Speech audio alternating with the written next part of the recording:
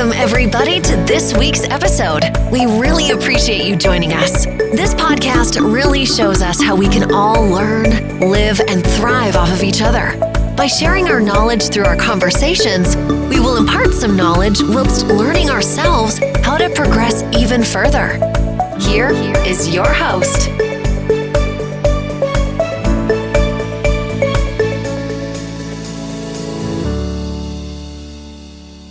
Welcome, everyone. This is Mary Scott. Welcome to the Richness of Our Lives podcast, a podcast where we interview people about their lives, the difference they're making in the world, and underpinning all this is their personal development journey.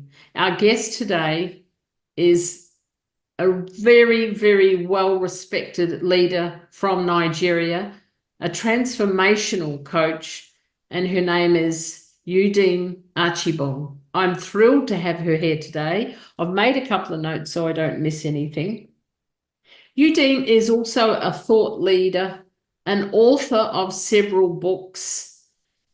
Like I say, very well respected, has been a journalist, a radio announcer, is on the board of directors of a non-government authority. My goodness, the list just goes on about this woman and her mission. I must read this. This is very important. Whose mission in life is focused on changing culture and inspiring generations through her life and her various works. Well, what better way to kick this off today? Udeme, hello. Good to see you. How are you? I'm doing great over here and really super excited to be here. And you're doing an amazing job. You're doing so great, impacting the world and helping people. You inspire. And I'm so grateful to be on your podcast. Thank you. Oh my goodness, the pleasure is all mine.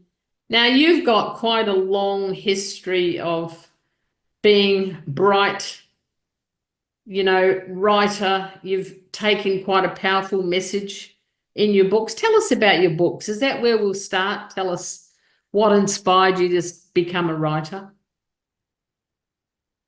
Well, actually, you never know the treasures you have on your inside until adversity strikes. Probably. I view adversity as diversity of advantages, because it could really get the treasures out within you to be able to impact the world. It could birth a higher purpose. Your pain could actually birth a higher purpose. So I didn't set up to be a writer. That's the truth. I didn't set up to be a writer. Actually, that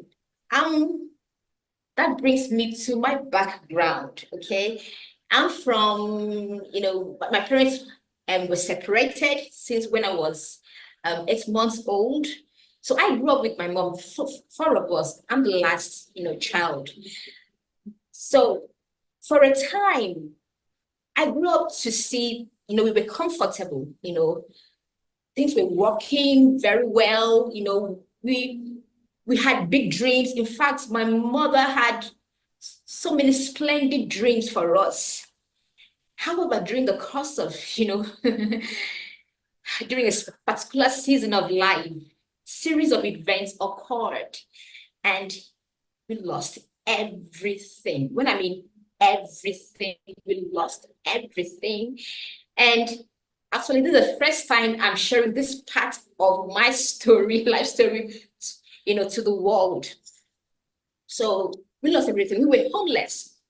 The court threw us out, took all our valuable possessions. So we were actually homeless. So a kind family took us in, for some time. That particular season of life, several defining moments occurred personally for me. Okay, because it was within that time. And of course, I guess she wasn't, able to, to handle all that was going on around her. She sank into, she had health issues, and it got so bad that it could not have been humanly possible for her to be alive.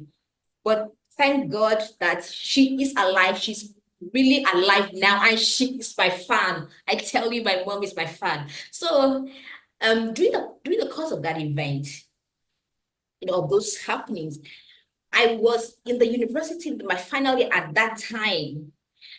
And, I was so tired of, because everything was sinking around me. I was so tired of, well, I said life. I was tired. So I came back from school, from lectures, and I was living with someone, spotting with someone. So I just lay down, slept off. Then I woke up by 4 a.m., still lying down in the bed. Woke up by 4 a.m. There was, something as a voice on my inside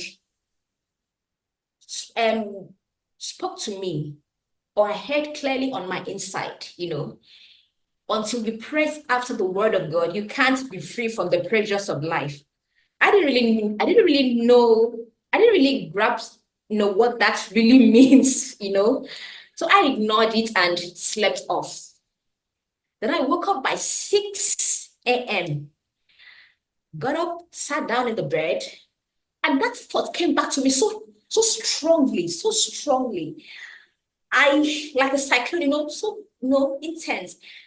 And it occurred to me somehow to take a pen and a jotter to write down that thought. And coach, guess what? As I wrote down that thought, that was when I discovered my writing gift, because other thoughts flowed through my mind, and I kept writing it in that jotter. And that was the beginning of my writing, career, how I discovered my writing gift. And oh dear, you're frozen. This let's just see if Udeme can come back, because this is her internet is a little bit unstable.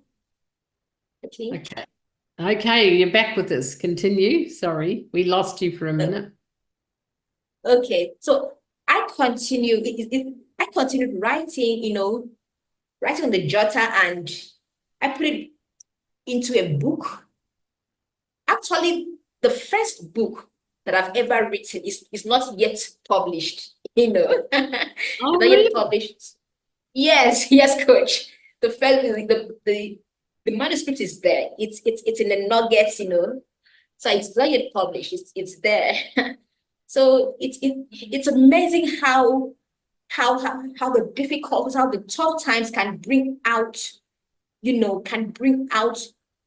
best that has been dormant within us, because we grow, we evolve. These things are buried deep within us, deep within our weaknesses, our frailties. But the challenges of life comes, and it's like gold being purified with fire, the depths. So it comes out. So it's amazing. So grateful for the treasures within. Grateful. Oh, I like that. I like what you just said. Grateful for the treasures within. And, Yes, coach. Building resilience comes, doesn't it, from extreme adversity. I can't imagine how that would be, your family, your mum, homeless, devastating. And then you're at university, you're studying, you come home, you have this, I'm going to call it a liberating thought from God, whatever you believed it was from. And then how has that shaped your life then, right?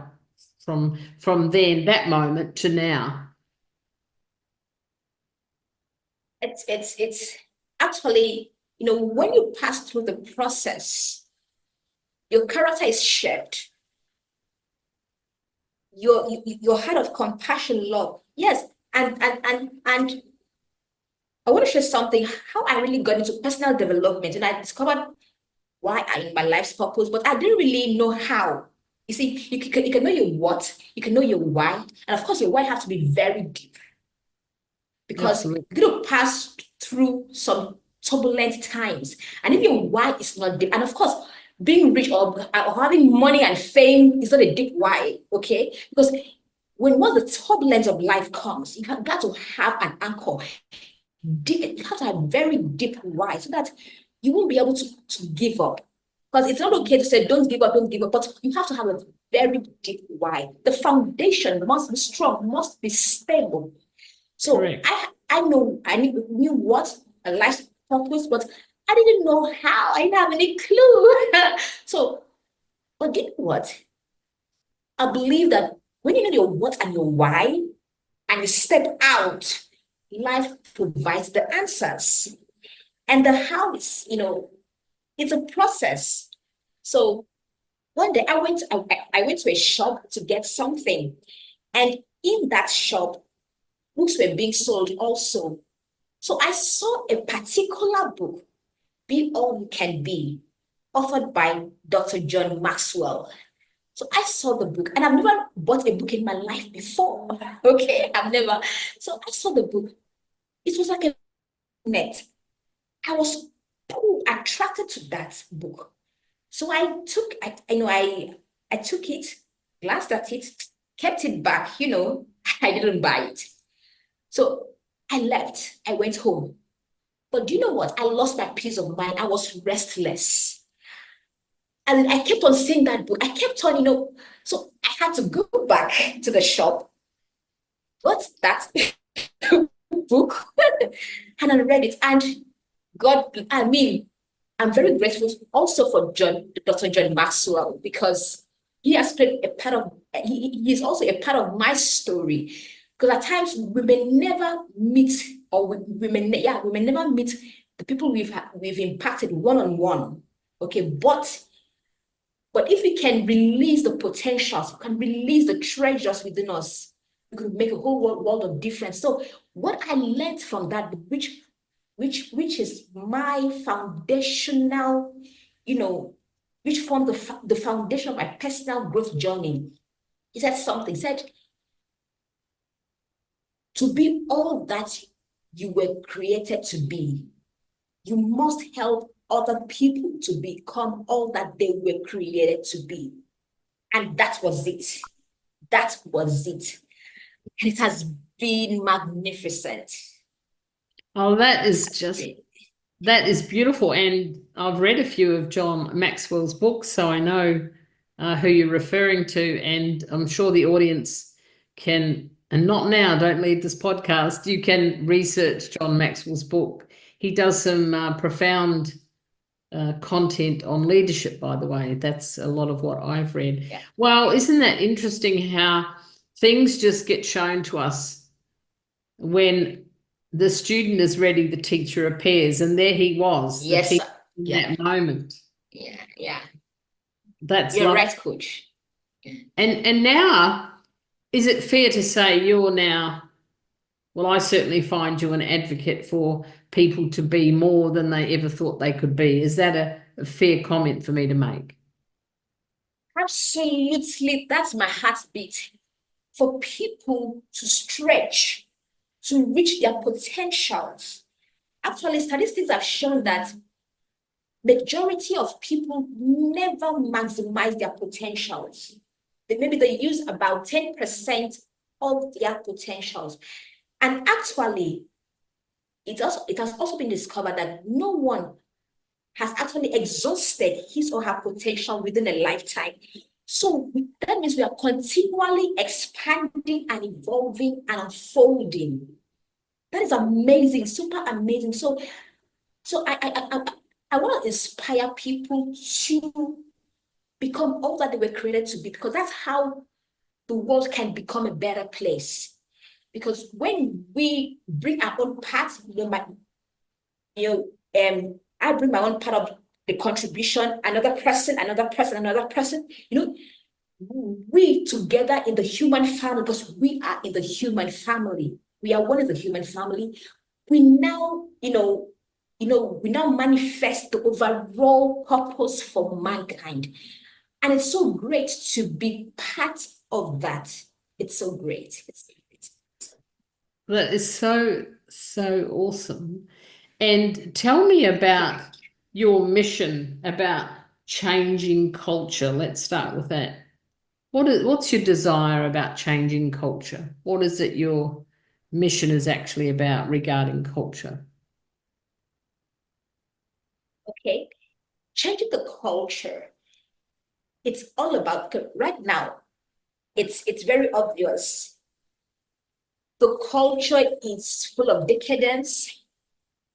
Okay, the culture is full of selfishness. The culture is tilting towards negativity for the most part, not for the most part.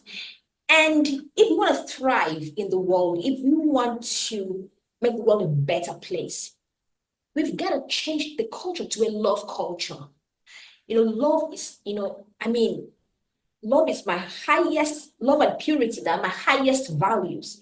Because when when our actions is for the highest good of mankind, first of all, for the highest good of ourselves, because we can't give out what we don't have. So when our actions, when we get into actions, our thoughts, words, and deeds for us intentional, because it has to be a deliberate practice. When we engage in actions for our highest good and for the highest good of others, then the culture changes. Even our businesses, our organizations, because you want to play smart on your clients. You want to give the clients the best. You want to give the best to your clients, to your customers. You want to go the extra mile. You want the best, for each and everyone. Even in marriages, you want to give your spouse the best. You want to give your children the best of you, not just in monetary aspect, but the best, the best attitude, the best, a win-win. Want to make sure it's a win-win thing in all your dealings. And that will be awesome. That is awesome. So changing the culture from the culture of selfishness, the culture of love, and love cuts across every segment of the society.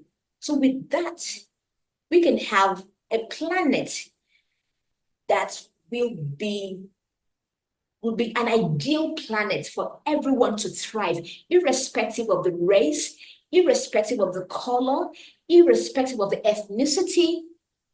We are all one human family. So that's what I push to achieve. I love Thank that. you. I love that. And the fact that you choose love as something that transcends everything else, transforms everything else.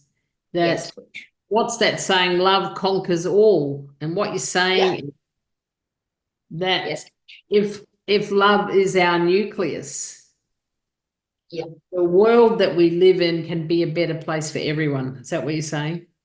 That's right. That's right, Coach. That's beautiful. I really like that.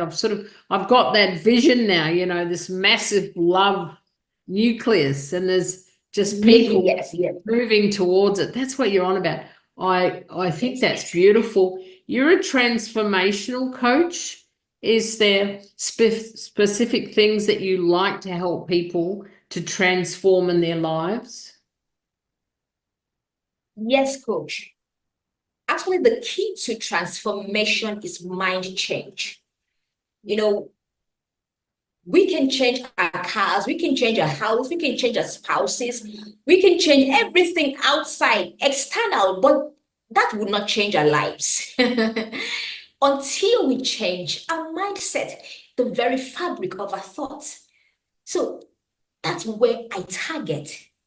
That's where every transformational leader targets the mind. Because when you change the mind, you change the man. Because, it's not about behavioral change. When one changes behavior, with time, the person slips back to the old pattern of behavior because the mind has not changed. So transformation begins in the mind. It actually begins in the subconscious mind through the conscious mind. The subconscious mind, which is also the heart. So it's a heart change. So that's really the key to transformation. And that's what I work towards, changing, inspiring others to change. Yeah. Yes. Listening to you, I can see how passionate you are about personal development and how fundamental it is to your life, as is to my life, I might say. Yes. And then you add ingredients as like love, and then, Yes. mindset. Do you think that mostly we underestimate the power of our mind? Of course, coach, we underestimate the power of mind. I believe that why we underestimate the power of the mind is because we are living life from the outside in. We don't really, have a grasp of who we truly are, the magnificent being we are. We can go to nature to admire nature, admire, the nature around us, admire people, but we don't look back and admire ourselves deep, because we are powerful beings. That's the truth. We are powerful beings, and people don't really grasp it. Why? Because for the most part, okay, because they are controlled by the external people's opinion, the happenings around, the circumstances, all those external and in between our ears, voices we hear, you're not good enough, you're not smart enough, you were not this enough, the conditioning, past conditioning, so those things play vital part in not making us fully grasp the potential that is embedded within us. So we have a mind with, would I say, almost unlimited power. Almost. That's the truth. I agree. And to think what you're saying, statistically, we're only using 10%, if that. Some people are not using that, And what I'm also hearing is that you're wanting to wake everyone up. Yes, coach. Wake up to your own potentiality, yes, which I love. Is that where you're heading? Yes. Great. That's it. Because everything is already inside. That's why we don't go to the future, we grow into it. It's already inside. It's just to awaken it. It's just to awaken it. And the beautiful thing is that when we pursue the greatness around us, we keep awakening the greatness within us. So it's vital to keep awakening, keep digging deep, keep awakening the greatness within us by pursuing the greatness around us. I like what you said. Let me see if I can say that again. That was beautifully said.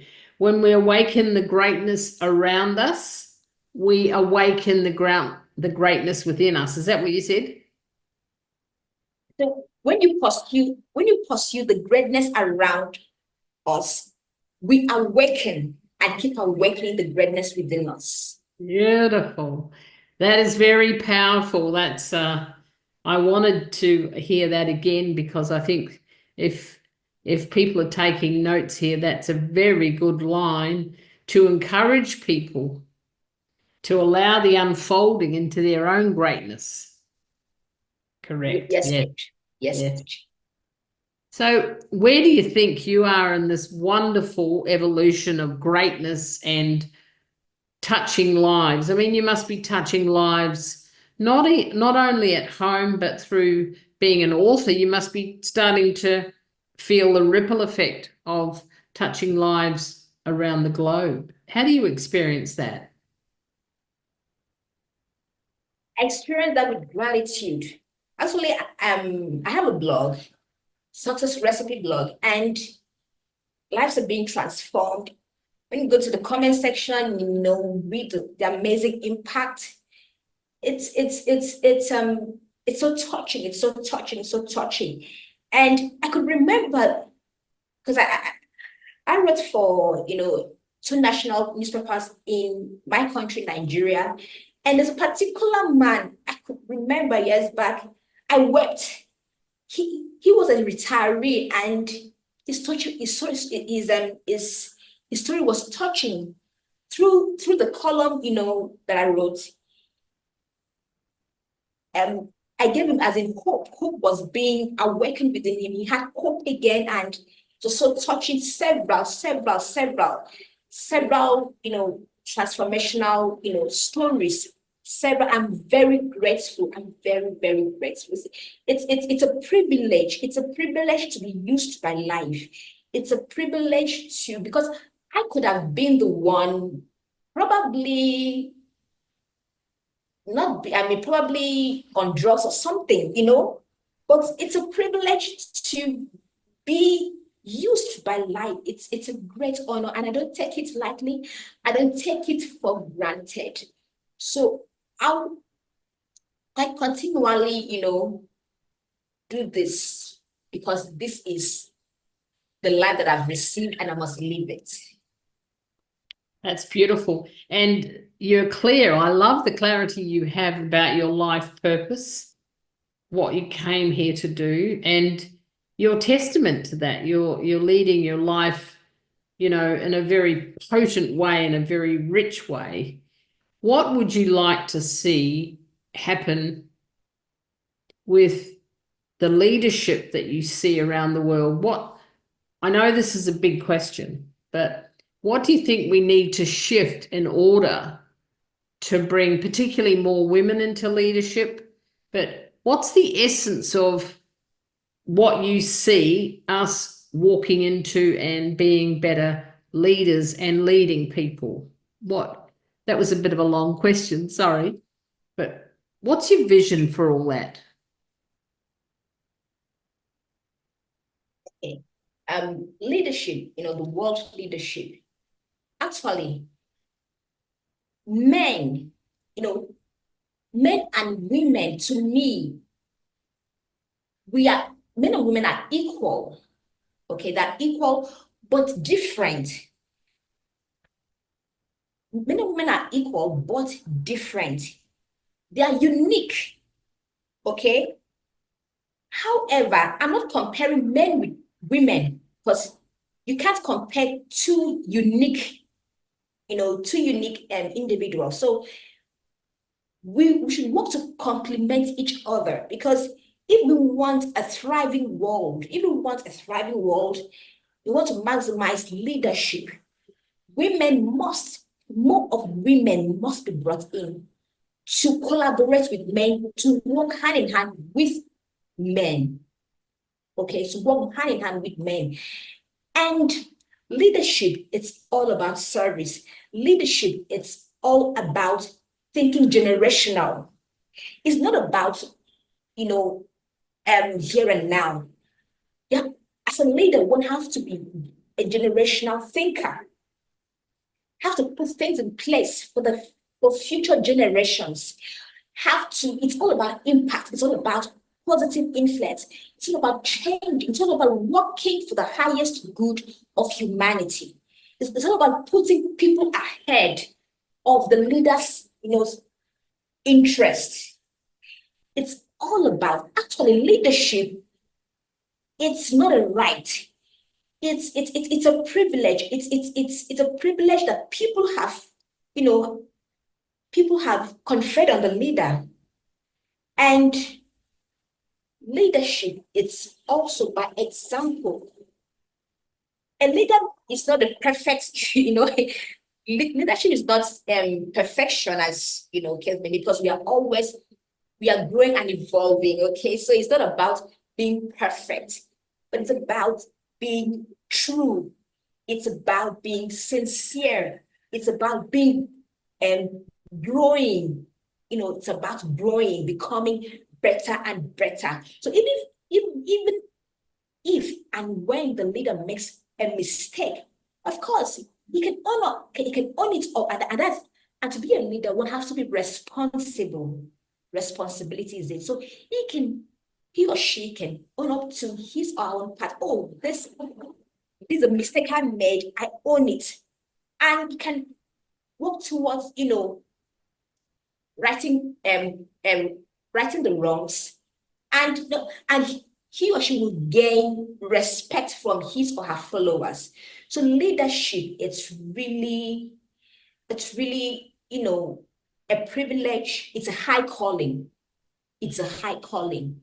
And how many people one influences will determine how they will be either positively impacted or negatively impacted.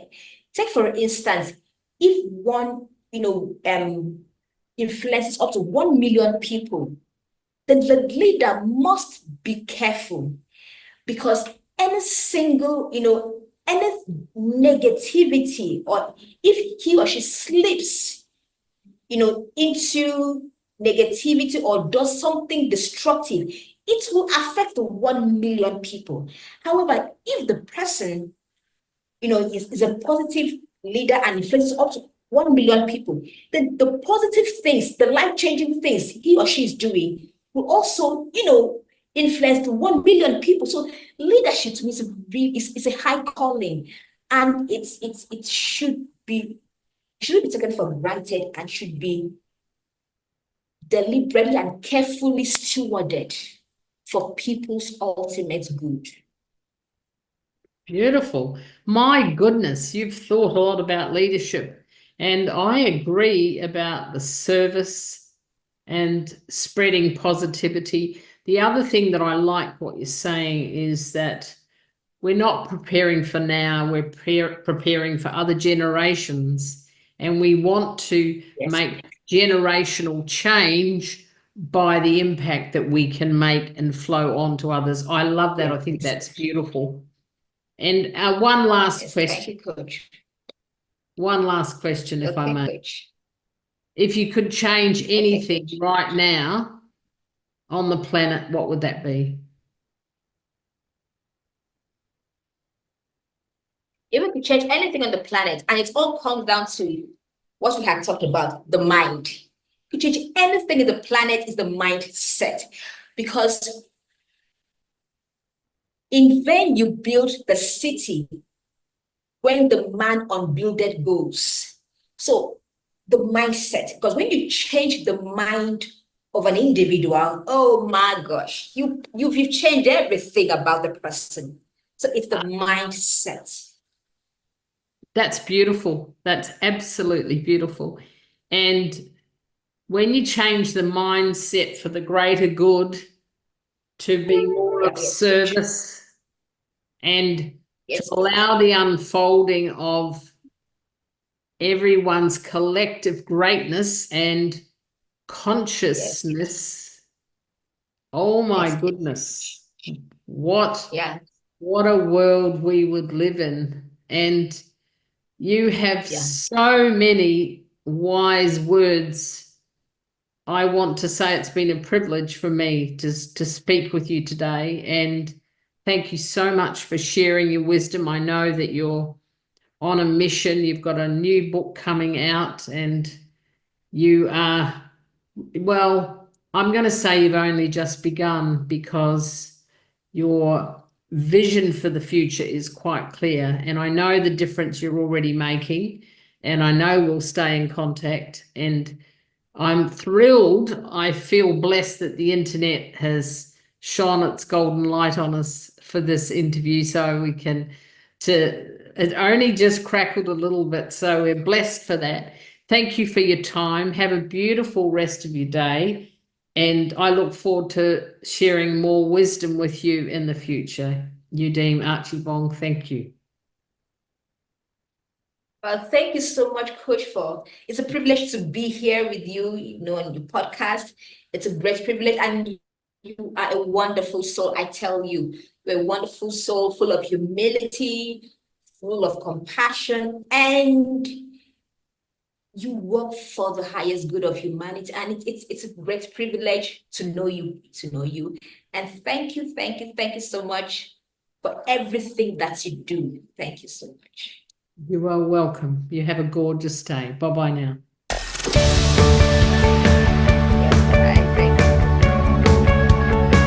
This week's episode has come to an end. But the fun doesn't have to stop here.